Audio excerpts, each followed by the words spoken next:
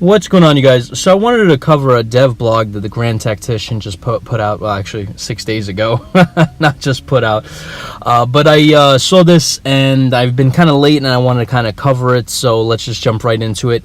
Oh, also, if you're not familiar with the Grand Tactician, these are the guys behind the upcoming American Civil War game, which is going to be a strategic and tactical game, which is going to be insane. Alright, let's just jump right into it. In Grand Tactician and Civil War, we want to immerse the player in the Civil War, and one of the ways of doing so is the audiovisual style. When designing the games, one of the ideas for battles was not to use a mini-map for situational awareness like many other games do. Instead, we created what we now call the paper map. Zoom out in-game far enough and the 3D terrain is changed into a map that is drawn using 19th century drawing style and technique. On this map, we show the battle and later campaign situation in a quite unique and informative way and style. From concept to reality. The concept for the paper map was created very early in the project. At first, the idea was to add a full drawn image to be used as a map. Soon we realized that this would not be sufficient, as any minor change in the map would require redrawing also the paper map. At this point, Oliver came up with the idea to include paper map graphics for each of the 3D map elements, such as roads, buildings, fences, and so on. This basically allowed editing the map as we wanted later on, with the paper map also being updated accordingly. This is how the initial concept looked like in the very early development builds of the game. Alright, so this is what it was. That's pretty cool. This was basically Ilya's handiwork, and the style was just a test. Apologize if I screwed up that name. But the idea is already visible. The map should be functional and should show enough terrain information to allow the player to give commands to his or her units, just like in a 3D terrain. Later, when artist Wazel joined the project, we started refining the map style. Wazel's hobbies include historical maps and drawing styles. So we decided to try a more historic approach by applying similar drawing styles and visualization of map information as real Civil War maps had. Base work. There are quite a few steps required to create a paper map. It starts from historical research. Ilya's job is to gather the information about the battlefield and turn it into a reference map. The reference map is used by the artist to create the needed elements, layers that eventually make up the paper map. The topography for the map is compiled from topographical maps. The ready height maps would available be from the battle locations. The problem with these is the fact from the mid-20th century the topography has changed a lot in most battle locations. The topography is turned into a height map drawn by hand, and the height map is used for both reference for drawing the elevation on the paper map as well as creating a 3D terrain mesh. The landscape, including the infrastructure, is drawn according to historic maps, battle descriptions, and available research. Here one must admit that the level of research differs depending on the battlefield. While Gettysburg and Antietam are well researched, some others require a lot more compiling information from multiple sources, and in the end also educated guesswork. Landscape reference map is also used to draw terrain types on the paper map, as well as drawing the infrastructure such as roads, creeks, buildings, fences on the 3D map. The art of map making. After reference maps are drawn, Ilya continues with 3D terrain creation while Wazel works on the actual paper map. Let the man himself explain the steps required. Here's Wazel's explanation of it.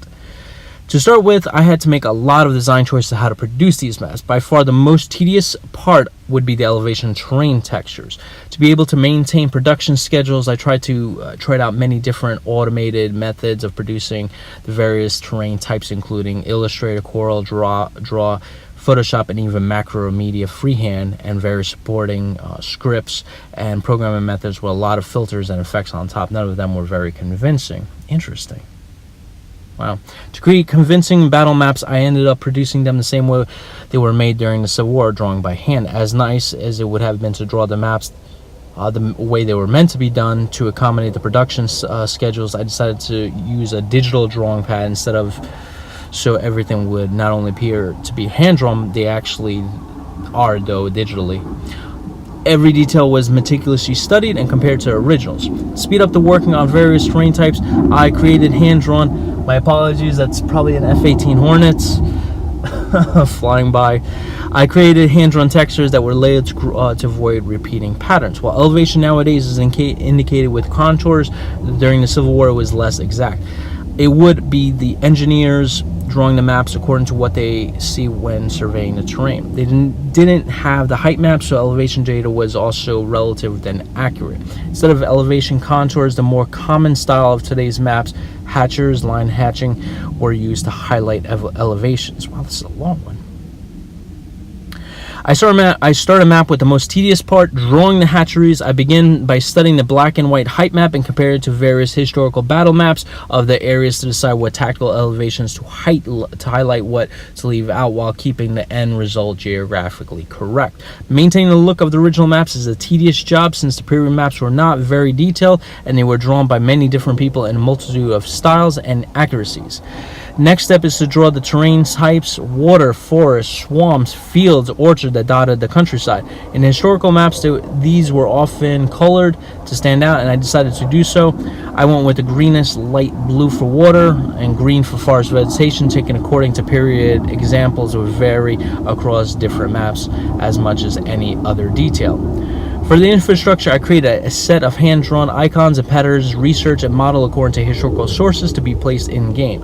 When zooming out on the 3D map, the 3D objects are changed into these icons on the paper map. For example, the road pattern is repeated and curved to follow the exact path of the 3D road mesh, which ensures that all elements are placed 100% correctly in both the 3D map as well as the paper map. In addition to the actual graphics, an important part of the map is topography. To depict the hand-drawn text, I painstakingly designed fonts replicating hand-drawn examples in extant Civil War maps. The font was also distressed, and various exchangeable letter forms were designed to achieve a handwritten look.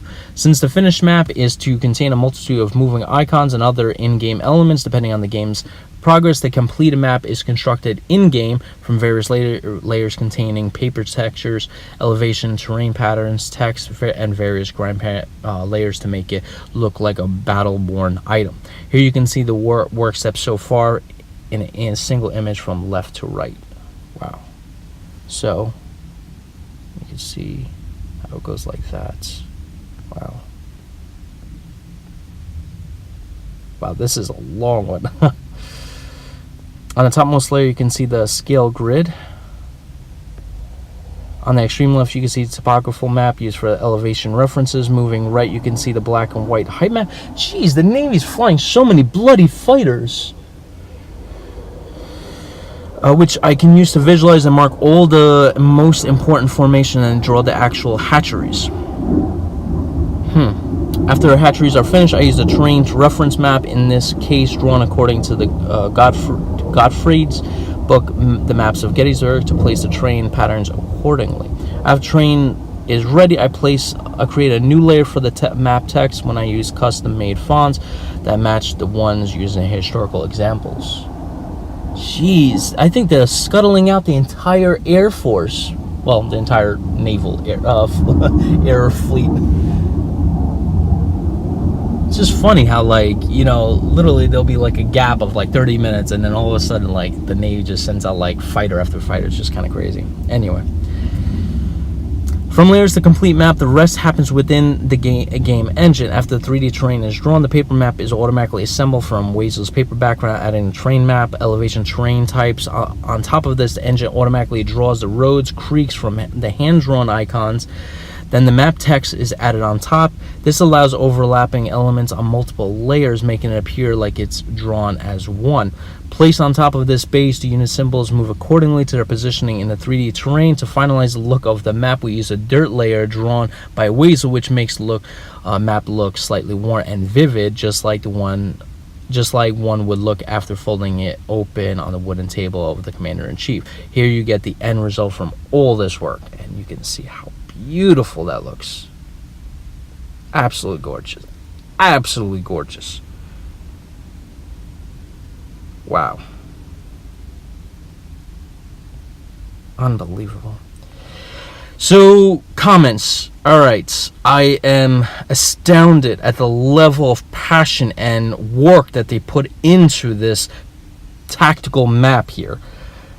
I mean, they put in some painstaking work to make this look absolutely beautiful. And if you go to their channel, you can see how much work and how much passion they put into the game. It's absolutely gorgeous. It's just, when you're looking at the tactical battles, it's just like how they're zooming in and out from the paper map to the 3D tactical map. It's seamless, and it just works. It's smooth. These 2 layers, well, 3 layers actually just work in unison beautifully and perfectly. And I've just, big props to the developer for that. Huge props to the developer for that. It just, I love that passion. I love that love that they're putting into this game. It's incredible. So honestly, the reason I do these dev blogs is because I love this game. I love this game. It's not even out yet, and I love this game.